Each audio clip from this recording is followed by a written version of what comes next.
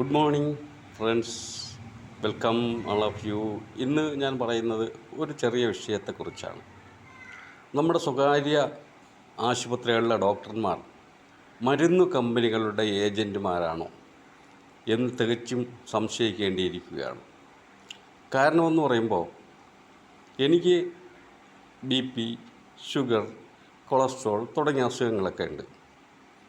ഞാനൊരു സ്വകാര്യ ഹോസ്പിറ്റലിൽ സന്ദർശനം നടത്തി.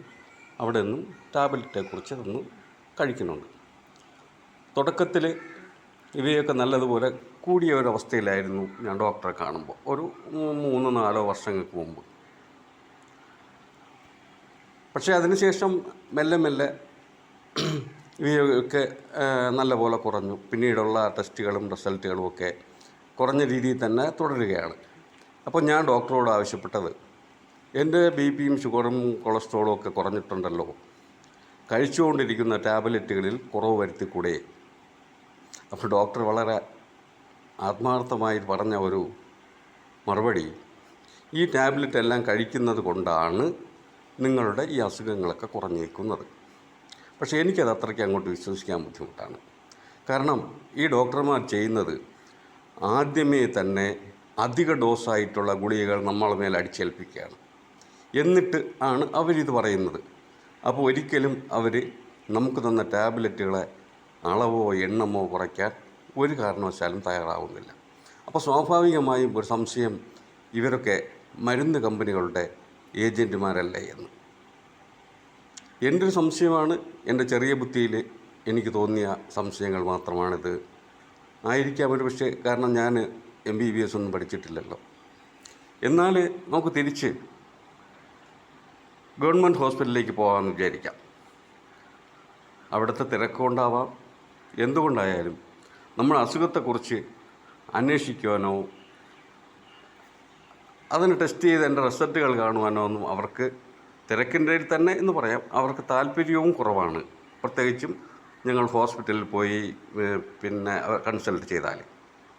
പകരം അവർ ചെയ്യുന്നത് കഴിച്ചുകൊണ്ടിരിക്കുന്ന ടാബ്ലറ്റ് വീണ്ടും വാങ്ങാനായിട്ട് ഒന്ന് ഫോർവേഡ് ചെയ്യുക മാത്രമാണ് ചെയ്യാറുള്ളത്. അപ്പോൾ ഇതിനിടയിൽപ്പെട്ട് നട്ടം തിരിയുന്നത് ആരാണ്? നമ്മളെപ്പോലുള്ള സാധാരണ ആളുകളാണ്. എന്നാൽ ഞാൻ ഹോസ്പിറ്റലിലെ ഡോക്ടർമാരെ വീട്ടിൽ പോയി കണ്ടിട്ടില്ല. ഒരുപക്ഷെ അങ്ങനെ കണ്ടാൽ ഇതിനൊക്കെ ചിലപ്പോൾ ചെറിയ വ്യത്യാസങ്ങൾ ഉണ്ടായിരിക്കാം. അപ്പോൾ എൻ്റെ സംശയമാണ് ഞാൻ പറഞ്ഞത്, സ്വകാര്യ ഡോക്ടർമാർ മരുന്നു കമ്പനികളുടെ ഏജൻ്റാണോ?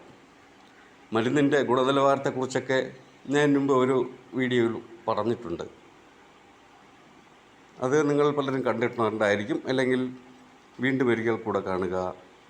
നമ്മുടെ മാർക്കറ്റിൽ കിട്ടുന്ന മരുന്നുകളിലെ 70%-ലധികവും വ്യാജന്മാരാണ്. അത് നമ്മൾ കഴിക്കുന്നത് കൊണ്ട് നമുക്ക് പ്രത്യേകിച്ച് പ്രയോജനമൊന്നും ഉണ്ടാകുന്നില്ല, ദോഷങ്ങളല്ലാതെ ഗുണങ്ങളൊന്നും ഉണ്ടാകുന്നില്ല. അപ്പോൾ എന്താണ് നമുക്ക് ചെയ്യാൻ കഴിയുക? ചെയ്യാൻ ഉത്തരവാദിത്തപ്പെട്ടവരാകട്ടെ നിഷ്ക്രിയരായിരിക്കുന്നു. അവരാണെങ്കിൽ ഈ ഡോക്ടർമാരുടെ കാര്യം പറഞ്ഞതുപോലെ ഈ മരുന്ന് കമ്പനികളുടെ കമ്മീഷൻ വാങ്ങുന്ന ഏജൻറ്റുമാരാണ്. അതുകൊണ്ട് തന്നെ മരുന്ന് കമ്പനികൾക്കെതിരെ ഒരു ചെറുവിരൽ പോലും അനക്കാൻ ഇവരാരും തയ്യാറുമല്ല. എന്താ, സഹിക്കുക തന്നെ, അല്ലാതെ എന്താ മാർഗം?